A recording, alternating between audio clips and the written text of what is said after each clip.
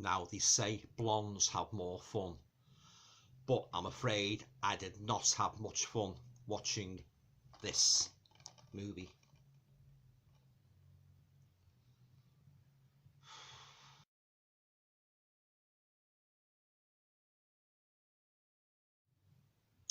Hi guys, welcome to another video. Now for this video I'm going to do a review of an Arrow Blu-ray that I watched last night, and one that was, well, as you've most probably gathered by my intro, I was very disappointed with, and that Blu-ray is called Death Has Blue Eyes. Now if you're not familiar with this movie, I'll just read you the blurb and I'll just talk a little bit more about my thoughts on the movie as a whole. Yeah, right, okay, so her looks could and did kill. Death Has Blue Eyes is a gripping, that's a laugh, is a gripping paranormal action thriller with shades of giallo from the director of the cult classic video nasty Island of Death. Now, when local gigolo Chess, played by Chris Nomikos, greets his vacationing friend Bob Kowalski, Peter Winter, at Athens airport, the pair embark on a string of scams and erotic dalliances that eventually lead them into contact with an elegant wealthy woman, Geraldine Steinwetz, played by Jessica Dublin, and her glamorous daughter Christine, played by Maria Alfieri. Now, Geraldine blackmails the two cheeky bachelor boys into acting as bodyguards for Christine, whom it transpires has telepathic abilities. And has had her eye on them for some time. After fleeing from a series of assassination attempts, it soon becomes clear that Geraldine herself might not be quite whom she seems. So as the two young men find themselves caught up in a political conspiracy of international dimensions.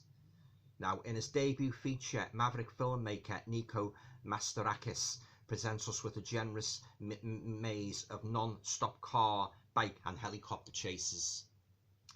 A bevy of beautiful girls with guns, sensational sex scenes, psychic thrills and Cold War political intrigue set against the picturesque landscapes of 70s Greece. All presented for the very first time in a new HD master in both widescreen and full frame versions. So yeah guys, as I say, I did not care at all for this movie, and it's a shame as well because it's got a lovely cover, as you can see, and the inside one as well is just as nice as well.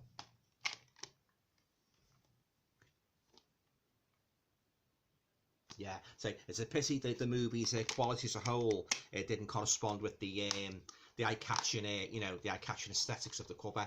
But yeah, I didn't like it, guys. Yeah, and I wanted to so much like this movie as well, because it promised to be, a really entertaining movie. Yeah, directed by one of Greece's leading filmmakers. Yeah, but as I say, it fell flat for me.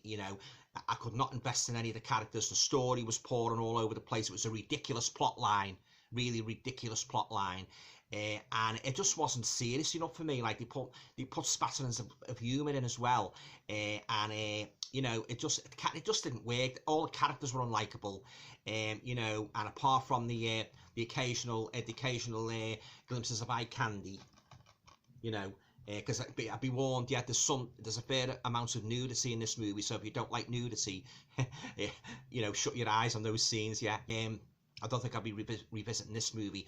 And that title there, Death Has Blue Eyes, now that is a misnomer, if ever I've heard one, because the girl in it, the girl with who's supposed to have the telekinetic abilities, she actually had green eyes. She did not have blue eyes, so major boo-boo there, guys. Yeah, real misnomer for a movie, if ever I've seen one. Yeah, but as I say, I was very disappointed with it.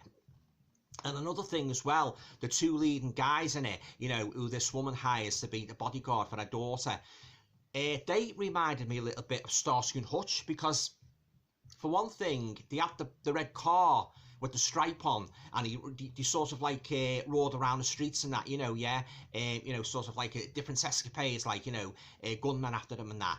And then one was fair and one was dark, you know, like David Soul and Paul Michael Glaser, and then they had the bickering between them as well, and that, you know, and of course like the, you know, the encounters with women and that, yeah, very very reminiscent of Starsky and Hutch. Now methinks that as Starsky and Hutch came out round about the same time as this movie was made, methinks it, you know, the people behind the production might have been influenced by, in some ways, by Starsky and Hutch, but I could be wrong, you know, but it did have that smattering of Starsky and Hutch, you know, the Starsky and Hutch narrative, you know, yeah, but I say I could be wrong, yeah, but you know, it seemed to me like that, you know, in some aspects of the two, you know, the two men, the two leading protagonists, Starsky and Hutch, you know, inspired them. Yeah. But as I say, getting back to the story as a whole, guys, I was very disappointed with this. Yeah, it's got a couple of special features on it there if you want to freeze your cameras and take those in.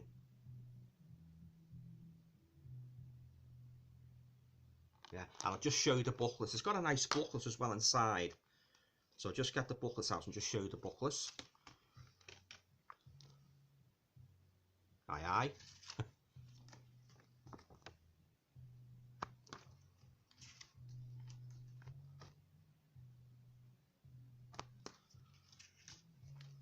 There's the girl, blonde girl, psychic girl.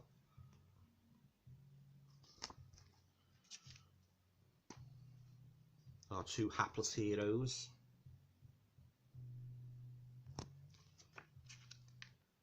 And there's the mother of the girl, a psychic girl.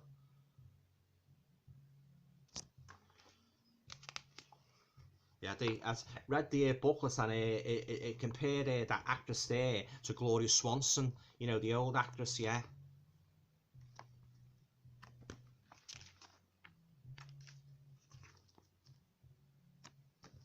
If you like blondes as well, like I think you'll be entertained by that alone, yeah. But as regards other aspects of the movie, big thumbs down, guys. Very pretty girl, like.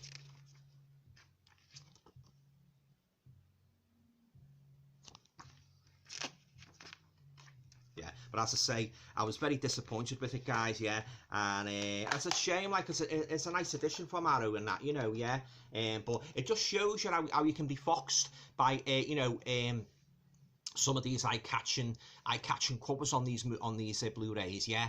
You know, all it glitters is not gold, as the old adage says, guys. Yeah. But yeah, as I say, the characters, I couldn't invest in them. Oh, there's one. I won't give it away, but there's one major plot twist. Just as the movie draws to its conclusion. But I won't reveal that. If you wanna watch it for yourself and see what I mean, I'll let you see it. Yeah, but this is my opinion. I'm not, as I've said many times in previous videos, I don't profess to be an arbiter of what you should watch and what you shouldn't watch. This is just my opinion. But I know there's some other people as well that don't like this movie, you know, and of course I tend to agree. Yeah, I didn't like it either. It's a shame, as I say, because it's a lovely cover, you know, it really is, and that, you know, and that would catch many a male like that, you know. But yeah, it's a pity the story wasn't commensurate with the eye-catching cover, guys. Yeah. So there you go. That's my review of Death Has Blue Eyes, made in 1974, and it was released the following year. But yeah, very disappointing movie, and you know, the story wasn't strong enough. You know, it was very weak. The characters, as I say, I couldn't invest in them, and this is just the one watch for me, guys, unfortunately. So now on a scale of 1 to 10, I would give Death Has Blue Eyes, I'd give it maybe, I don't know, 4 out of 10. Yeah, but only the good picture quality as well. It got a couple of points for that. The picture was nice, yeah. You know, the scenery and that, you know, yeah, and of course the girls and that, yeah. But apart from that, the story, you know, it left a lot to be desired, unfortunately. But then again, that's just my opinion, you know. I'm not saying don't buy it, you know, but that's just what I think, you know, yeah. Okay, so have you seen this movie anyway? What did you think of it? Leave your comments down below. I'd be very interested to hear what you thought of Death Has Blue Eyes. Yeah, it's had a couple of titles over the years as well, and it's got like it's got 2 versions here on this one. It's got the widescreen one and it's got the full frame version. Yeah, and it's got the English subtitles for the deaf and hard of hearing, and it's got an interview with the blonde girl of the leading female protagonist. She's on here, Maria Alaferi. Yeah, she's still making movies today, apparently. Yeah, yeah. She actually got. She was actually in a TV show called Hollywood Squares. Yeah, so she done a lot of TV work and that before she sort of like went into films and that. Yeah, but yeah, she's a lovely looking girl. But you know, as I say, the story didn't support you know, sort of like a visual appeal. Yeah, the story was very poor, you know, it could have been better, and you know, it was all over the place. Basically, it wasn't gripping. So that's it. Okay, so that concludes my review of Death as Blue Eyes. Yeah, if you liked the video, please feel free to share, subscribe, comment, and all going well, I'll talk to you all in the next video. Stay safe.